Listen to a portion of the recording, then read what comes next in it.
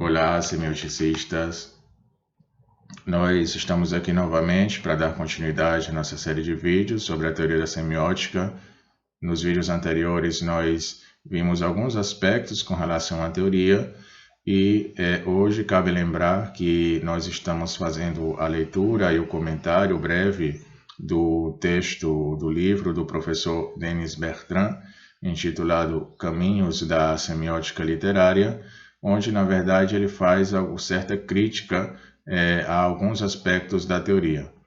Então, nós hoje iniciaremos o capítulo 2, onde o professor Denis Bertrand, em seu livro, ele realiza algumas críticas com relação a alguns aspectos ou elementos da teoria da semiótica. No capítulo 2, o capítulo 2, ele inicia com um fragmento do livro do Stendhal, intitulado A Cartucha de Parma, e a partir desse fragmento do livro, o professor Bertrand, em seu livro, ele faz sua análise e algumas críticas com relação a aspectos de análise da teoria da semiótica. Bom, o fragmento a ser analisado diz o seguinte: finalmente, atou a corda que conseguira desemaranhar numa abertura feita no parapeito pelo vazar das águas. Subiu para o dito parapeito e invocou Deus com fervor. Depois, como um herói dos tempos da cavalaria, pensou um pouco em Clélia. Quanto estou diferente, ponderou, do Fabrício volúvel e libertino que entrou aqui há 9 meses. Por fim, principiou a descer daquela assombrosa altura. Declarou que agia mecanicamente, como se estivesse descendo em pleno dia, diante de amigos, para ganhar uma aposta. No meio do trajeto, sentiu de repente que seus braços perdiam a força. Acredita ter soltado a corda um instante, tornando logo a agarrá-la. Talvez o retivesse nos espinheiros sobre os quais escorregava e que o arranhavam. Sentia de vez em quando uma dor atroz entre as espáduas e que quase lhe tirava a respiração. A corda fazia um movimento ondulatório muito incômodo, enviando-o sem cessar de contra aos espinhos. Roçou em diversos pássaros muito grandes que acordavam e que se jogavam sobre ele, batendo as asas. Nas primeiras vezes, se supôs alcançado por pessoas descendo da cidadela pela mesma via que ele, para persegui-lo, e tratou de preparar-se para defender-se. Chegou, afinal, à parte inferior da Torre Grande, com o único inconveniente de ter as mãos ensanguentadas. Bom, antes de pôr à prova a eficácia descritiva dos instrumentos semióticos nesse texto célebre do Stendhal, nós vamos fazer 2 observações preliminares. Primeiramente, no que concerne à crítica do modelo teórico, e em seguida ao problema das análises concretas de textos.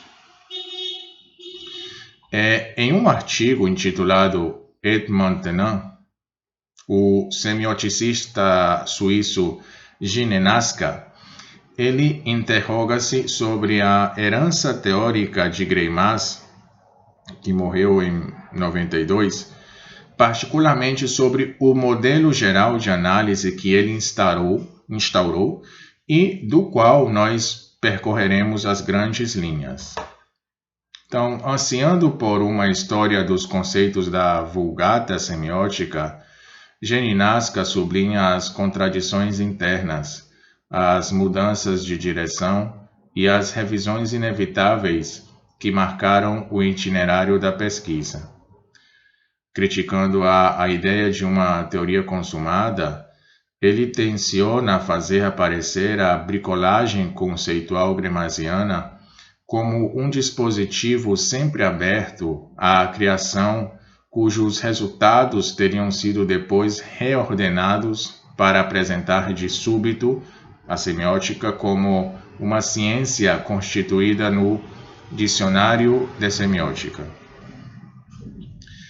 Assim, põe particularmente em questão os dois modelos que estão no cerne da semiótica chamada padrão.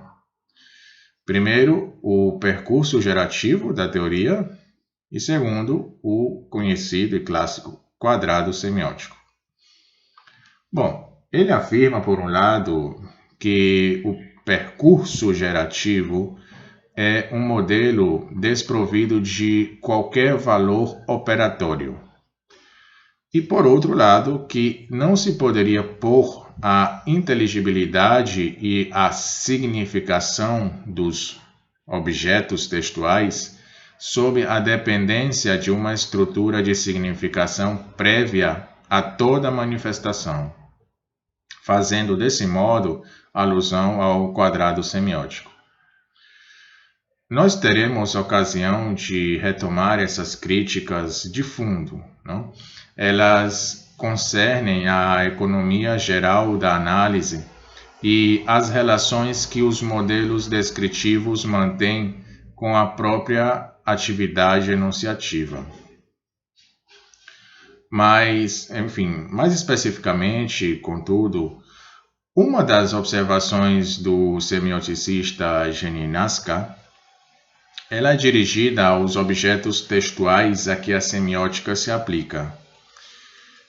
Esse semioticista, ele considera que a semiótica deve poder dar conta da variedade de tipos de discurso e, no interior deles, também da especificidade dos discursos singulares, pelo menos daqueles que, não reproduzindo o já visto, o já ouvido e o já sabido, escapam, como os discursos literários, escapam à esfera do lugar comum. Bem, essa é a nossa preocupação aqui, não? Já que nós propomos submeter os modelos de análise aplicados em um primeiro momento a um objeto pertencente a essa esfera, que é o estereótipo narrativo da fuga. Há um outro objeto que não é da mesma esfera, ou que pelo menos a transforma e a transtorna. Então, assim procedendo, o trabalho de análise que vamos executar, ele pode ser aproximado da tradicional explicação de texte antes de ser dela diferenciado. Greimas, em um artigo intitulado Transmission et Communication, definia em 1969 esse exercício da seguinte maneira. Ele dizia que a explicitação parcial das estruturas profundas. Ele dizia que esse exercício consistia na desmistificação, que consiste em reduzir o nível figurativo do texto a seu nível conceitual. Bom, muitas questões decorrem dessa posição definicional. Primeiro, os estratos do percurso gerativo correspondem a esse programa? Segundo, a desmistificação convida a uma mudança radical no modo de adesão do leitor àquilo que ele lê? Terceiro, ao desmontar uma ilusão, uma crença errônea, será que ela sugere uma outra ordem de crença mais verdadeira? Entre aspas. 4. As estruturas profundas podem ser compreendidas como isotopias axiológicas? 5. Tratar-se-ia, por conseguinte, no texto de Stendhal, como no estereótipo da oposição impotência-liberdade, da oposição vida-morte? Bom, diante de uma realidade textual muito mais complexa, nós não poderíamos formular a priori a hipótese de que uma estrutura elementar única ordena em profundidade o jogo das significações. A redução a uma estrutura desse tipo parece de imediato inadequada. Na realidade, a exigência da análise concreta implica a primazia do discurso que impõe a sua voz. É exatamente ele que desencadeia em seu rasto a formulação de uma problemática. E será preciso, então, aqui, por exemplo, levar-se em conta a multiplicidade das isotopias figurativas que se cruzam assim como as posições e as funções variáveis do sujeito do discurso.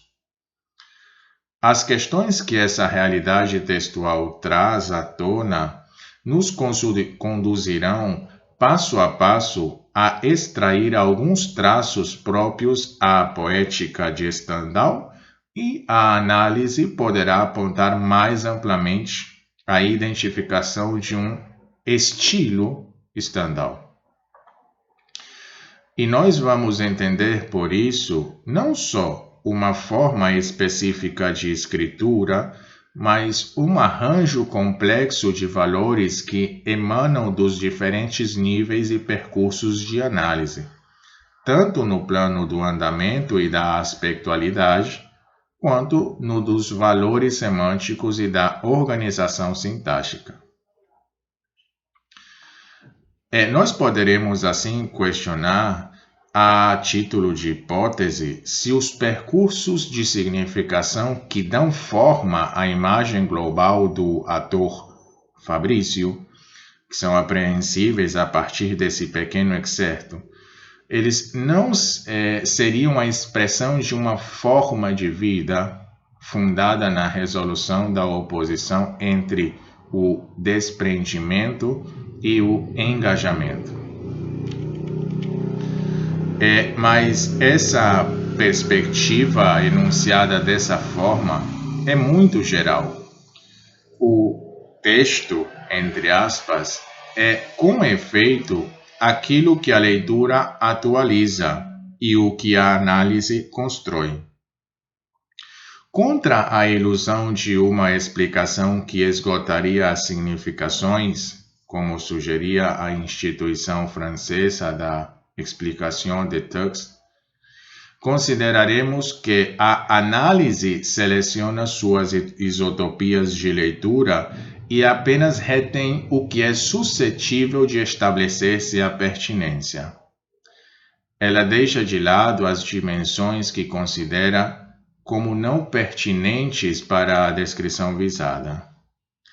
E é por isso que somente vamos examinar aqui, através de algumas pistas de análise, como se constrói a figura complexa do ator Fabrício, que é o protagonista do livro do Stendhal, onde está o fragmento que lemos no início desse vídeo.